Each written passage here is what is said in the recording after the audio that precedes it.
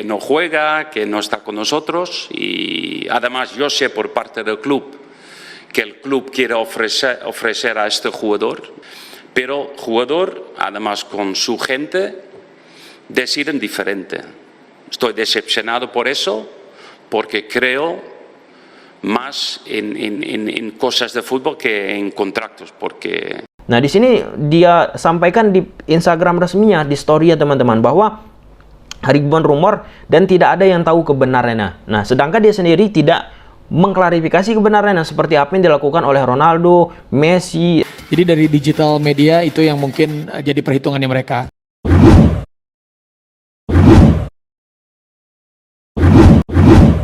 Ya, Kaigat ulang coba-coba. Nah, di video kali ini kita bakal membahas beberapa topik yang panas, teman-teman. Pertama, tentang kepulangan Messi dari PSG ke Barcelona. Nanti kita bahas ada apa nih. Karena pada saat Messi pulang, Neymar juga menguntit kepulangan Messi ke Barcelona. Kemudian yang kedua, kita bahas tentang Koeman marah kepada Moriba, kecewa. Cukup mengerikan, kata-kata sensasional dia keluarkan pada saat konferensi pers sebelum pertandingan Barcelona menghadapi Bilbao. Kemudian yang kita bahas, poin ketiga, yaitu Rans FC, Rans Cilegon FC, tim dari Raffi Ahmad, teman-teman, yang akan ataupun sekarang sudah berada di Turki, yang akan melakukan pertandingan uji coba menghadapi Konya, teman-teman, kemudian menghadapi Fenerbahce.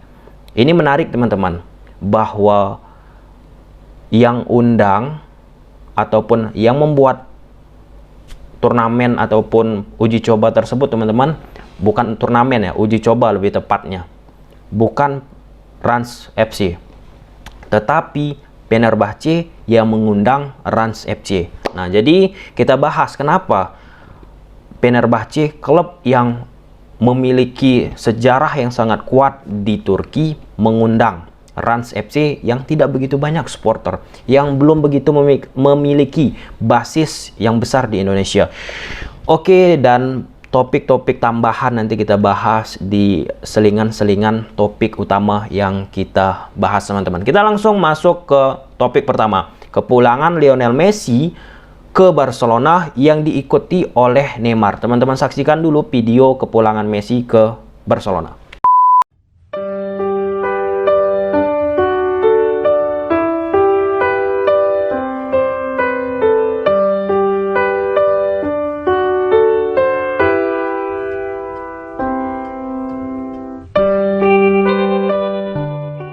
Nah, jadi Messi mendapat jatah liburan, teman-teman, dari kepelatihan PSG Pochettino dan kawan-kawan. Karena pada saat Messi pulang tersebut, sejatinya PSG, tim yang sekarang diperkuat oleh Lionel Messi, bertanding menghadapi Brest. Hasil akhirnya, teman-teman, 2-4. PSG menang lagi dengan skor yang sangat besar. Dan dua pertandingan ini juga, dua pertandingan terakhir maksudnya, teman-teman, PSG kebobolan juga terus-menerus tanpa clean sheet. Nah, ini sebenarnya cukup menarik, teman-teman, ya. Kenapa Messi belum diturunkan? Di samping memang keputusan dari manajemen, kepelatihan Pochettino, teman-teman. Kalau kita bicara ke belakang, lebih jauh ya.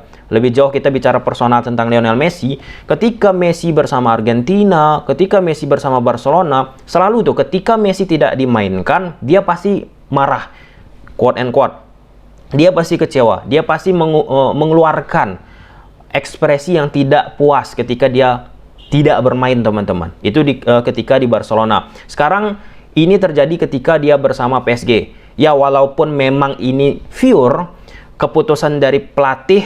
Kalau kita bicara dari beberapa waktu yang lalu, teman-teman, ketika Messi bersama Barcelona, walaupun keputusan pelatih Barcelona ingin Messi dicadangkan, tetap Messi nggak puas. Tetap Messi memiliki rasa kecewa ketika dia dicadangkan, walaupun itu keputusan pelatih. Itu real ya, teman-teman. Banyak kasusnya konflik terjadi antara Messi dengan pelatih ketika Messi bermain diganti. Nah, ini cukup menarik. Apa yang terjadi ketika Messi, ya walaupun kembali PSG bersama stafnya mengistirahatkan Messi karena belum fit dan lain sebagainya, cukup menarik aja. Kalau kita sejarah Messi, teman-teman, cukup menarik ketika dia di PSG tidak bermain selama 2 pertandingan udah, teman-teman, ya.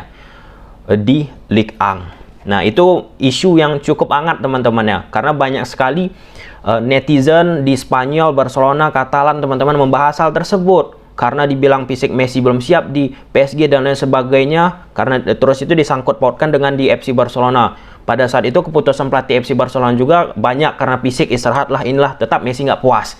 Jadi cukup menarik isu tersebut. Nah, isu kedua teman-teman, Neymar juga ikut ke Barcelona. Nah, tepatnya dikabarkan oleh Mundo Deportivo, Neymar, Messi, dan Suarez melakukan makan malam di rumah Luis Suarez, ataupun rumah di antara Messi sama Suarez, teman-teman. Nah, apa tujuan Neymar ke Barcelona? Kita nggak tahu ya teman-teman secara spesifik, tetapi kita bisa meraba-raba, menduga-duga. Selain memang liburan yang sudah diberikan oleh manajemen PSG, Pochettino, teman-teman, bahwa Neymar mungkin ingin menyelesaikan masalah yang ada antara dirinya bersama Barcelona melalui Messi. Karena kan kemarin itu ada terkait tentang uang 17 juta euro. Kabarnya udah selesai. Mungkin ada finalisasi yang akan diselesaikan lagi. Teman-teman. Nah, yang kedua teman-teman, Neymar ini mungkin diajak oleh Lionel Messi. Mungkin aja.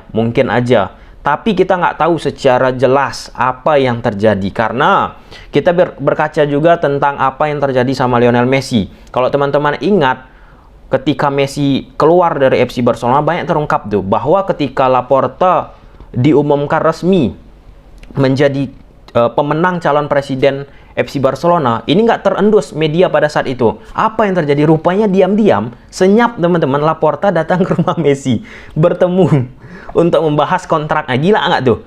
Media-media nggak mengekspos hal tersebut. Jadi, apa yang terjadi ini sebenarnya kita nggak tahu. Cuma waktu yang menjawab. Tetapi kita menduga-duga bisa saja ya.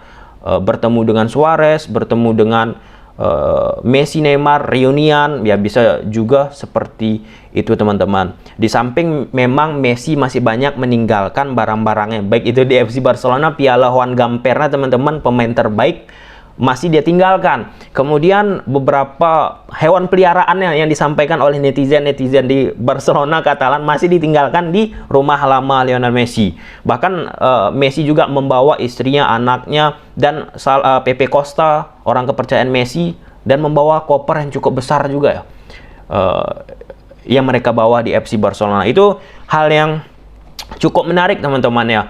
Messi pulang ke Barcelona di saat pertandingan PSG sedang bergulir. Dan kalau kita tarik sejarah Messi, dia pemain yang paling tidak suka tidak dimainkan ataupun dicadangkan. Walaupun keputusan pelatih menilai fisik Messi udah menurun dan terjadi kembali di PSG. Cukup menarik ya, cukup menarik. Mungkin Messi nggak berani juga mengekspresikan kekecewaannya ketika tidak dimainkan oleh Pochettino, PSG, dan lain sebagainya.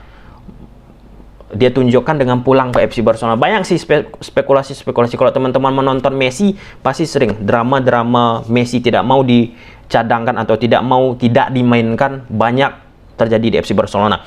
Hablado con Eli, sí, creo que ha sido hace 2-3 semanas, y más como persona que el entrenador de Barça, porque yo creo que su situación para mí es horrible. Porque es un jugador joven que tiene 18 años, ha tenido la oportunidad de jugar en el primer equipo el año pasado, es futuro del club y está en una situación que no juega, que no está con nosotros, y además yo sé por parte del club que el club quiere ofrecer a este jugador, pero jugador además con su gente deciden diferente.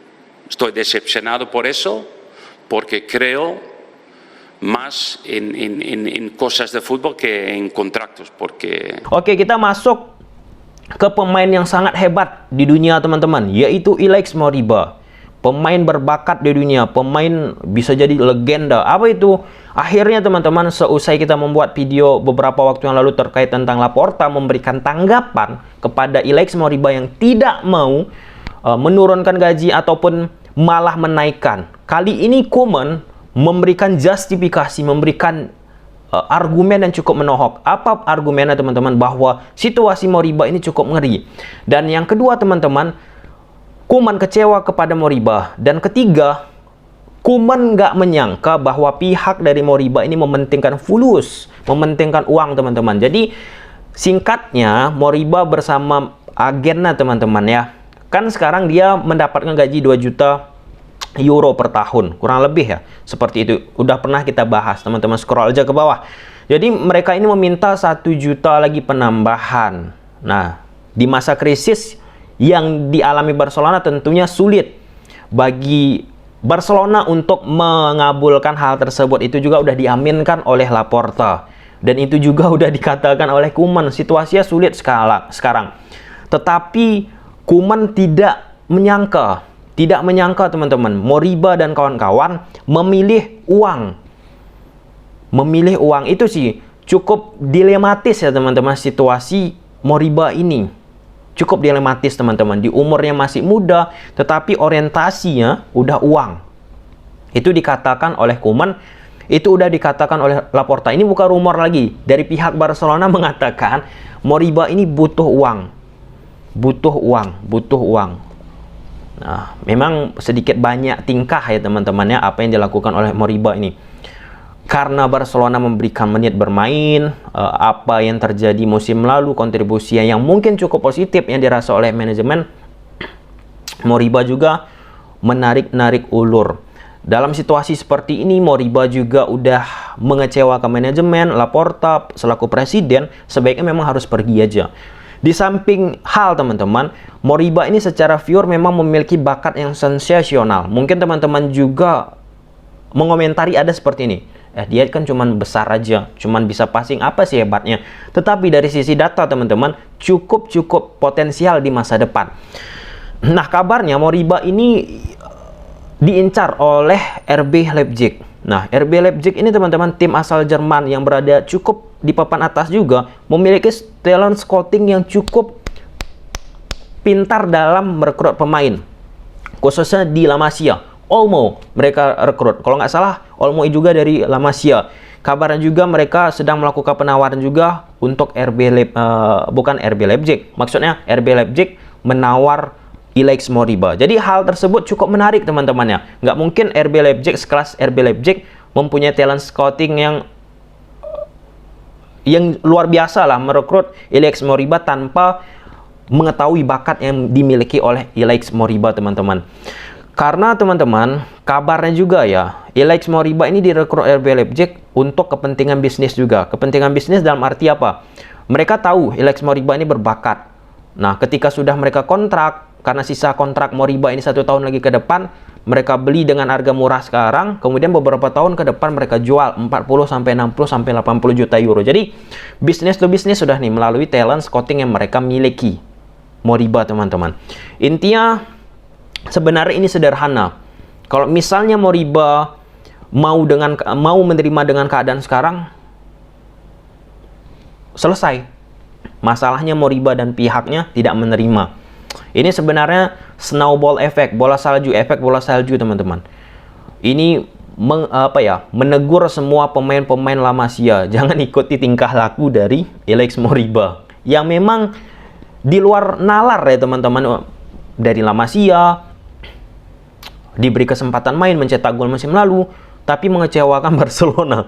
Padahal diberi kesempatan untuk bermain di Barcelona utama itu sangat-sangat fenomenal teman-teman, sangat-sangat ditunggu-tunggu bagi pemain-pemain La Masia. Dan ketika di La Masia teman-teman, banyak pembibitan edukasi etis yang ditanam kepada pemain-pemain La Masia terkait tentang memasukkan jersey ke celana teman-teman, jadi nggak boleh dikeluarkan, nggak boleh bertato, ditanamkan lah nilai-nilai norma-norma kebaikan ya teman-teman ya, norma-norma balas budi dan lain sebagainya. Tetapi apa yang dilakukan Moriba ini cukup menarik, memang cukup menarik. Nah, kemudian Moriba mengcounter, dia menyebutkan rumor-rumor yang terjadi ini teman-teman.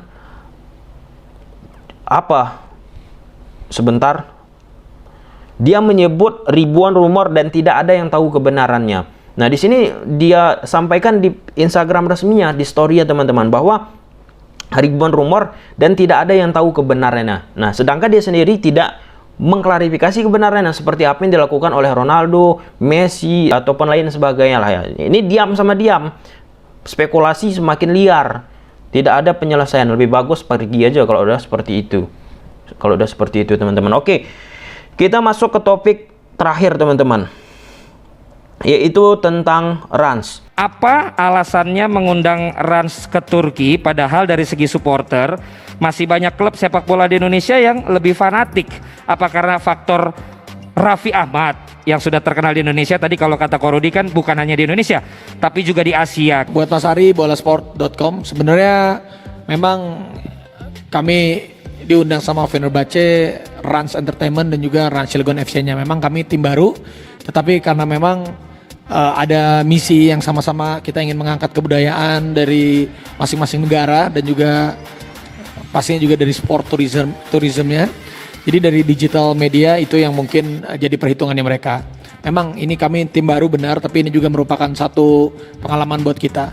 Dan kita juga pasti akan mengupayakan yang terbaik. Kita bukan nyari menang atau kalahnya, tetapi ini adalah gimana dua negara berhubungan baik antara Turki dan Indonesia. Dan ini juga salah satu pilot projectnya kami agar Rans nextnya kita juga akan bisa berkolaborasi dengan tim-tim dari negara-negara lain. Nah, pada momen itu ternyata Fenerbahce mengundang Rans FC bukan karena supporter yang banyak, bukan karena basis, tetapi karena digital, teman-teman. Jadi bayangkan pentingnya sekarang digital di era sekarang ini, teman-teman. Bahkan klub sebesar Fenerbahce yang memiliki akar sejarah yang kuat sepak bola Turki, teman-teman, mengundang Rans FC lebih khusus, teman-teman, karena digitalnya. Siapa sosok di situ? Raffi Ahmad dengan Nagita Slavina dengan Rans Entertainment-nya sebagai holding, teman-teman, membawahi Rans Cilegon FC ataupun Rans FC. Jadi bayangkan ya, Fenerbahce mengundang Rans bukan karena basis tetapi karena digital, followers yang dimiliki oleh Raffi Ahmad. Dan tidak menutup kemungkinan di tahun-tahun yang akan datang, nggak usah terkejut ketika Inter Milan, ketika tim-tim elit di Eropa mengundang Rans daripada tim-tim yang memiliki basis yang kuat supporter di Indonesia. Mengundang Rans untuk melakukan uji coba. Tujuannya apa? Tentunya tim-tim yang mengundang Fenerbahce tujuannya, teman-teman, pasti kurang lebih untuk merekrut basis-basis fans yang ada di Asia ataupun memperkuat engagement yang dimiliki oleh Fenerbahce itu sendiri. Bayangkan ketika misalnya pada saat pertandingan nanti, kan ada 2 pertandingan, Konya dan Fenerbahce, teman-teman, yang akan dilakoni oleh Rans FC, teman-teman. Bayangkan ketika Raffi Ahmad nanti ke sana dan Rans menghadapi Fenerbahce ketemu dengan Mesut Ozil. Bayangkan tuh efeknya untuk mereka masing-masing, teman-teman. Kabarnya pada saat pertandingan Fenerbahce nanti menurunkan pemain U19. Tapi tidak menutup kemungkinan Messi juga, Raffi juga bahkan nantinya bisa bertemu dengan Fenerbahce. Karena pertandingan ini bakal disiarkan oleh MNC TV, oleh YouTube-nya Fenerbahce, Rans Entertainment, dan banyak lainnya, teman-teman.